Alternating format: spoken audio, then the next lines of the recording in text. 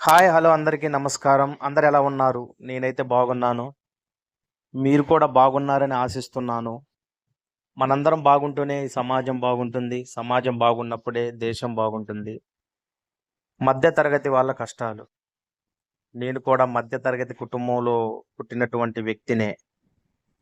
నాకు తెలిసి భారతదేశంలో 60% జనాభా మధ్య తరగతికి చెందిన వాళ్ళమే. మనమంతా మిడిల్ క్లాస్ వ్యక్తులమే. మిడిల్ క్లాసు లో పుట్టడం ఒక విధంగా అదృష్టమే. ఎందుకంటే మనకు కలిగినటువంటి కొంచెం కొద్ది దాంట్లోనే మనం ఎంతో తృప్తిని కలిగి ఉంటాము.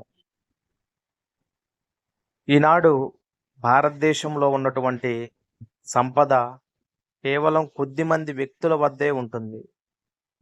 60% సంపద కొంతమంది వ్యక్తుల చేతుల్లోనే ఉంది. 40% మాత్రమే ఇతరుల వ్యక్తుల దగ్గర ఉంది. భారతదేశంలో పేదరికం తగ్గింది అనుకుంటారు. అభివృద్ధి దిశగా అడుగులు పడుతున్నాయని అనేక మంది అనుకుంటూ ఉన్నారు. కానీ నాకు తెలిసినంత వరకు మాత్రం ఇంకా ఆశించినంత రీతిలో మరి అభివృద్ధి అనేది కనబడడం లేదు. ముఖ్యంగా అభివృద్ధి అంటే అద్దాల మేడలు, రంగురంగుల ప్రపంచం కాదు గాని నాకు తెలిసిన వరకు అభివృద్ధి అంటే ప్రతి పేదవాడు అభివృద్ధి చెందాలి. ప్రతి పేదవానికి అభివృద్ధి ఫలాలు అందాలి. నిజంగా నేటి మధ్యతరగతి జీవితం ఏ విధంగా ఉందంటే చాలామంది 10,000, 15,000 లోపు వేతనంతో పనిచేసే వాళ్ళు ఎంతోమంది 60% మంది దాకా ఉన్నారు. నేడు డిగ్రీలు, పీజీలు, బీఈడీలు పూర్తి చేసి అరకొర వేతనాలతో తమ యొక్క జీవనాన్ని కొనసాగిస్తున్నటువంటి వ్యక్తులు ఎంతోమంది ఉన్నారు. నిజంగా ఎంతో వెట్టి చాకిరీ చేస్తున్నప్పటికీ పెరిగినటువంటి నిత్యావసరాలకు అనుగుణంగా వారి యొక్క వేతనాలు పెరగడం లేదు. నిజంగా వాళ్ళకొచ్చినటువంటి ఆ అమౌంట్‌లో మరి పాల బిల్లు, రోజుకి అర లీటర్ పాలు తీసుకున్నా గాని నెలకి రూ. 900 నుంచి రూ. 1000 వరకు పాల బిల్లే పోతుంది. నెలకి 2 సిలిండర్లు, గ్యాస్ సిలిండర్లు 2 సిలిండర్లు పడతా ఉన్నాయి. రూ. 1000, 1100, 1200 ఈ మధ్య కాలంలో కూడా ఒక రూ. 50 గ్యాస్ సిలిండర్ కూడా పెరగడం జరిగింది. వెనకటి రోజుల్లో కట్టెల పొయ్యి వాడేవాళ్ళు. మనకి గ్రామీణ ప్రాంతాల్లో కట్టెలు దొరికేయి. ఆ కట్టెలు తెచ్చుకొని ఆ పొయ్యిలు అలా నడిచేది. కానీ నేడు సిలిండర్ లేనిది పని జరగని పరిస్థితి.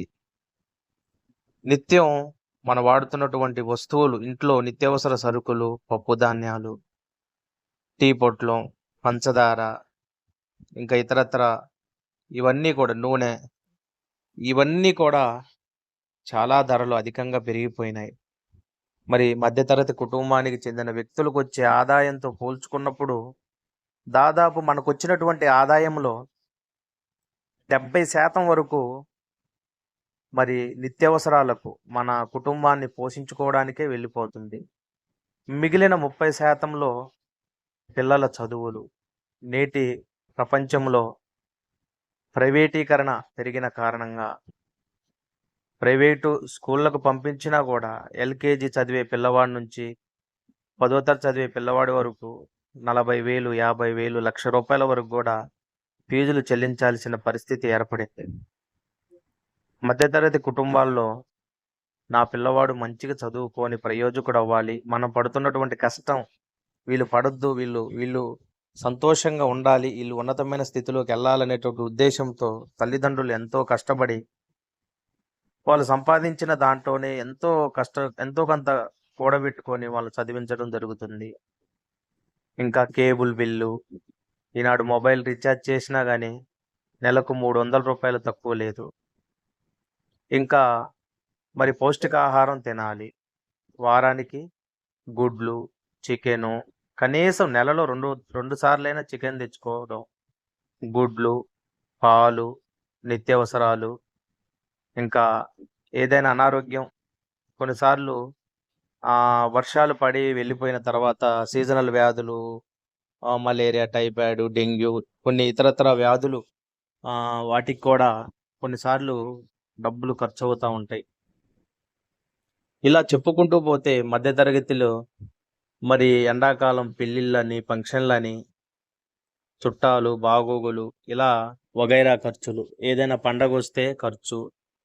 ఏదైనా పుట్టినరోజులొస్తే పిల్లలకి బట్టలు తీసుకోవాలన్నా ఆలోచించి తీసుకోవాల్సిన పరిస్థితులు.